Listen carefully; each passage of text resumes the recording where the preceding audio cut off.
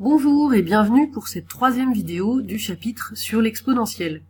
Dans le grand 1, nous avons défini la fonction exponentielle. Ça a pris un peu de temps parce que c'est une définition assez théorique. Et maintenant, dans le grand 2, nous allons voir les différentes propriétés de cette fonction. Première propriété, c'est ce qu'on appelle la relation fonctionnelle pour l'exponentielle. Quels que soient les réels x et y, exponentielle de x plus y à l'intérieur de la parenthèse, est égal à exponentielle de x fois exponentielle de y. En quelque sorte, l'exponentielle transforme une addition en multiplication. Alors cette propriété, nous la démontrerons, mais dans une autre vidéo. Là, on va, dans cette vidéo, juste voir les propriétés sans les démontrer. Et maintenant, au petit 2, d'autres propriétés, propriétés algébriques, qui découlent souvent justement de la relation fonctionnelle. La première, exponentielle de moins x, bon, ça c'est quels que soient les réels, hein, x et y, hein, donc ici quel que soit le réel x, exponentielle de moins x est égal à 1 sur exponentielle de x, c'est l'inverse de l'exponentielle de x. Exponentielle de x moins y, c'est égal à exponentielle de x divisé par exponentielle de y. L'exponentielle transforme une addition en multiplication, elle transforme une soustraction en division. Nous démontrerons aussi ces deux propriétés dans la vidéo suivante avec les démonstrations des propriétés. Troisième propriété, qui est en fait une généralisation de la relation fonctionnelle. La relation fonctionnelle, c'est avec deux réels, et ici on a une généralisation pour 2, 3 ou plus de réels. Donc pour tout entier naturel n, pour tout entier n, et pour tout réel x1, x2, etc., xn, exponentielle de la somme de x1 plus x2 plus, etc., plus xn, est égale à exponentielle x1 fois exponentielle x2 fois, etc., fois exponentielle xn. Donc cette propriété, voilà, c'est une généralisation. Celle-là, nous la démontrerons plus tard, parce que nous avons besoin d'un type de raisonnement, le raisonnement par récurrence que nous ne connaissons pas encore. Quatrième propriété, pour tout réel x et pour tout entier relatif n, exponentielle nx est égale à exponentielle x, le tout puissance n. Celle-là, on pourra la démontrer. En fait, c'est une application de celle-ci avec x plus x plus x plus x plus x plus x, etc.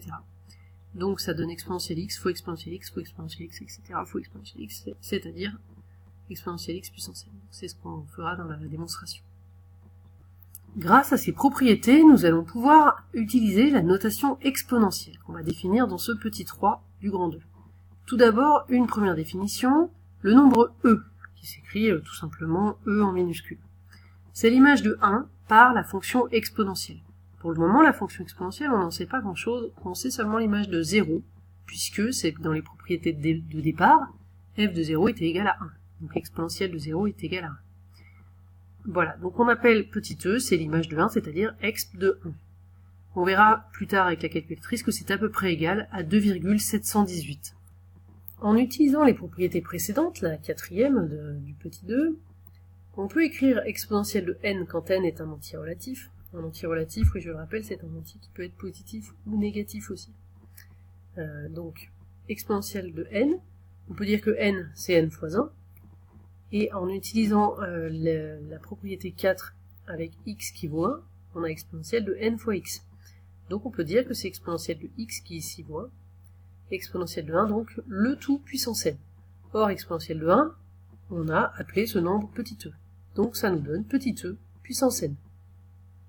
Voilà, pour un entier, on a montré que exp, donc exp de n, on peut l'écrire e puissance n, hein, le petit e, ce nombre, e exposant n, ou e puissance n, et par extension, on convient de prendre cette notation, qu'on appelle la notation exponentielle, pour tout nombre réel x. Donc c'est une notation, mais qui est vraiment très pratique.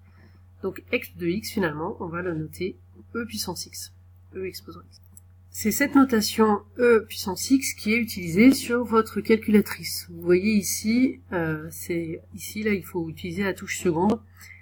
Au-dessus, à gauche de la touche ln, vous avez le e puissance x. On va regarder quelques valeurs grâce à la calculatrice. Alors, hop, seconde ln, donc on a bien le e puissance qui apparaît. Alors pour 0 d'abord, donc ça nous donne 1, c'est normal, hein. On savait que la fonction exponentielle, elle vérifie f de 0 égale 1, donc exp de 0 égale 1 ou e puissance 0 égale 1. C'est bien normal d'ailleurs aussi pour une notation puissance, parce que quand on a un nombre quel qu'il soit, puissance 0, on doit trouver 1. Ensuite, deuxième valeur, pour 1. Donc pour 1, c'est l'image de 1, c'est le nombre qu'on a appelé le nombre E. Donc c'est à peu près 2,718.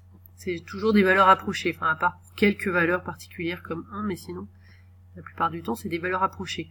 Donc si on veut une valeur exacte, on laisse E, ou E puissance 1, en général on met E, c'est plus simple. Si on veut une valeur approchée, on met 2,718. Voilà. Après, on peut, grâce à la calculatrice, avoir des valeurs approchées pour, par exemple, E puissance 2. Donc l'image de 2, voilà, ça nous donne des valeurs.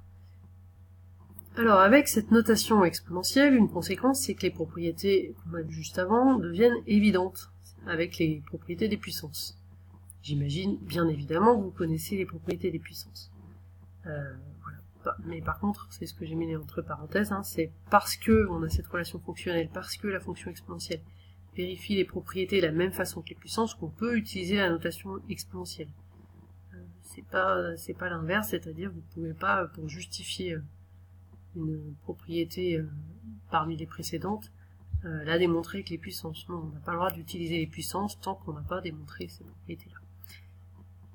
Alors, j'ai dit que les propriétés devenaient évidentes, on va quand même le vérifier. Première propriété, c'était la relation fonctionnelle, celle-ci. Donc, si on passe avec la notation exponentielle, donc exp, ça devient e puissance. Donc, le x plus y là est en exposant. Donc, ça fait e puissance x plus y est égal à donc, x de x, ce qui donne e puissance x, fois x de y, c'est-à-dire e puissance y. Eh bien, cette propriété, c'est une propriété des puissances que vous connaissez bien. Quand on multiplie deux puissances où on a le même nombre en bas, eh bien, on ajoute les exposants. Donc, on retrouve bien cette propriété ici. Par conséquent, puisque vous connaissez vos propriétés des puissances, si c'est pas le cas, il est encore temps, mais ne tardez pas.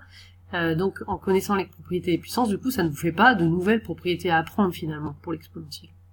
On continue, la deuxième dans les autres propriétés, la première de ce petit 2, pardon. Donc exponentielle de moins x est égal à 1 sur exponentielle x, ce qui revient en notation exponentielle à ceci, c'est-à-dire e puissance moins x est égal à 1 sur e puissance x. Et bien ça, par définition des puissances négatives, c'est exactement ça. Une puissance négative, c'est égal à 1 sur la puissance en positif. Donc on retrouve une propriété des puissances, ni plus ni moins. Propriété suivante, exp de x moins y est égal à x de x divisé par x de y. Donc là aussi, en notation exponentielle, ça nous donne e puissance x moins y est égal à e puissance x sur e puissance y. Bon, on retrouve encore une propriété des puissances. Quand on a quelque chose puissance x moins y, c'est la même chose que e puissance x divisé par e puissance y. Je ne reviens pas sur la propriété 3 qui était simplement une généralisation de la relation fonctionnelle avec plus de nombres réels que 2. Passons donc à la propriété 4. Pour tout réel x et pour tout entier relatif n, exponentielle de nx est égale à exponentielle de x, le tout puissance n. Alors en notation exponentielle, voilà ce que ça donne. Exp de nx, c'est bien e puissance nx, et puis x de x, c'est e puissance x, donc le tout puissance n. Là, on retrouve bien une relation, une propriété des puissances que vous connaissez, c'est-à-dire quand on a, par exemple, 2 puissance 3, le tout puissance 5, eh bien, ça fait 2 puissance 3 fois 5. On multiplie les deux exposants, c'est ce qu'on retrouve ici. On multiplie n et x, puisqu'on a e puissance x et encore puissance n. Voilà pour ces propriétés, les démonstrations seront donc dans la vidéo suivante.